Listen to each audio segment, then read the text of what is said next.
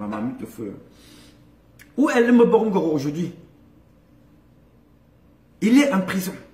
Putain, c'est la même prison où il disait qu'il va me mettre en prison. C'est la même prison où il a jeté les autres. Et moi, il me parle de prison pour rien. Tout simplement parce que je fais le relais de ce que mon frère disait, Bibi Ngota. Je dénonce ce qui est réel. Comment un être humain peut avoir autant de voitures?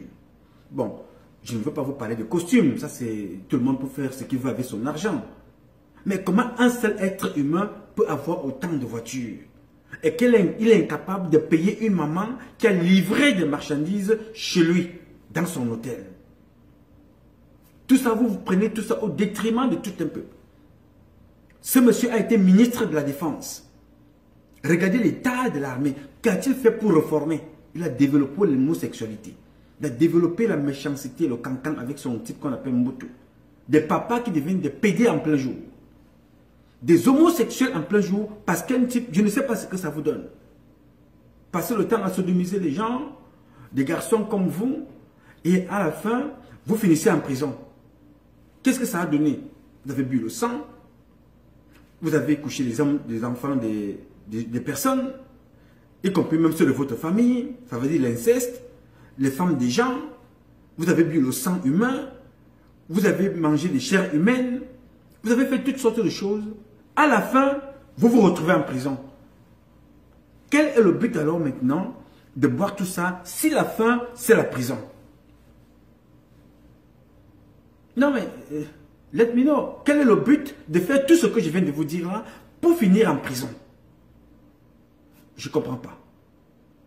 Donc, la prison, le fait que ce monsieur soit en prison aujourd'hui ne peut pas me réjouir.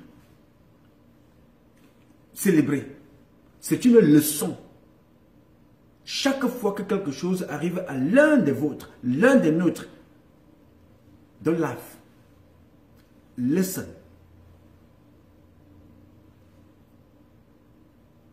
Apprends. Dès que quelque chose arrive à une personne qui est à côté de toi, il ne faut pas se moquer. Apprendre ce qui arrive. Mais bizarrement, chez nous au Cameroun, on n'apprend pas de ce qui arrive aux autres. Rappelez-vous que je vous avais dit ici que Paul Biya veut mourir comme Mobutu.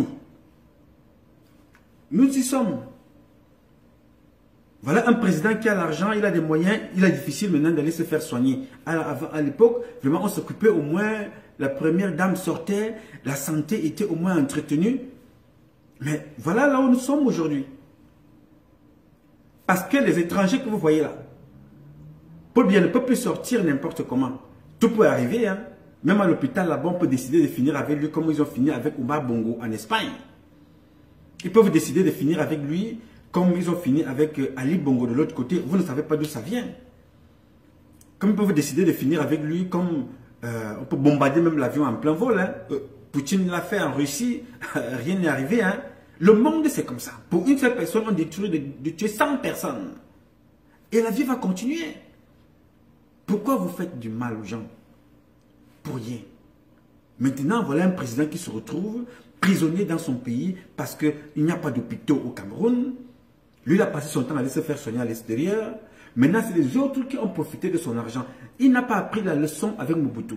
Il n'a pas appris la leçon avec Bokassa. Il n'a pas appris la leçon avec tous ceux qui vont se faire soigner à l'extérieur. Et l'Afrique n'apprend rien. Aujourd'hui, quand vous voyez un handicapé en route, quelqu'un qui est sur une chaise roulante, vous vous moquez de la personne. On n'a pas construit des infrastructures des handicapés dans notre pays, mais nous sommes aujourd'hui dirigés dans le monde par des handicapés. Regardez en Algérie là-bas, c'est un handicapé sur une chaise roulante. Au Gabon, c'est un handicapé sur une chaise roulante. Au Cameroun, on vous fait comprendre comme nous sommes en train de marcher avec un sosie de M. Biyabi Vondon. Sa femme aujourd'hui, c'est Barbie. Regardez ce que devient l'Afrique. Et pourtant, ce continent-là, on vous dit que dans quelques années, ce sera le continent le plus peuplé, dont la majorité, c'est des jeunes. Aujourd'hui, non seulement nous sommes dirigés par des vieux, nous sommes dirigés par des handicapés, physiques et mentaux. Parce que c'est des gens, vous avez vu le scénario qui se passe au Gabon. le président, c'est totalement hallucinant. Pourquoi les gens s'accrochent au point de devenir ridicules comme ça là, devant les gens? Pour rien, parce que vous n'avez rien préparé dans vos pays, vous n'avez rien préparé pour vos enfants, vous êtes maintenant rejetés à l'extérieur par les étrangers chez qui vous avez déposé beaucoup d'argent. Quand on ne vous prive pas de voyager là-bas, on vous poursuit pour bien mal acquis. Les pays, vous êtes allé déposer de l'argent de là-bas, et ce n'est même pas l'État qui vous suit, c'est des associations qui vont vous amener au tribunal, bien mal acquis. Et la justice prend la plainte, on décide de poursuivre. Et vous continuez. Et quand l'un de vos fils se lève, il dit, il s'appelle Bibi Ngota, il s'appelle Jules Koumkoum, il dit, mais attention, comment un seul monsieur peut avoir autant de richesses dans ce pays? On dit non, il faut l'assassiner. Je jette de temps en temps un coup d'œil pour que ma mine ne se brûle pas. Il faut l'assassiner. Et aujourd'hui, voilà, ne pas avoir d'hôpital, vous avez vu l'état de Chantal Biya. Regardez, il y a encore quelques mois, cette femme-là, bien sûr qu'elle a perdu des kilos, mais il y avait de l'entretien. Aujourd'hui, le squelette se promène. Et c'est un appel, c'est un message. C'est un message. Et j'ai décidé de ne plus lui donner de conseils publics. Non, elle sait comment faire. Vous savez, hein, Dieu a créé des enfants comme nous sommes nombreux, au service du peuple camerounais et de la société, simplement. On ne peut pas passer notre temps à enterrer les nôtres, comme ça, là, pour rien. Je ne lui souhaite rien, mais un jour, vous allez vous lever comme ça, vous faire comprendre que, non, voilà, la radio nationale vous fait comprendre que le Cameroun est en deuil. La première dame est partie. Je ne souhaite rien, hein.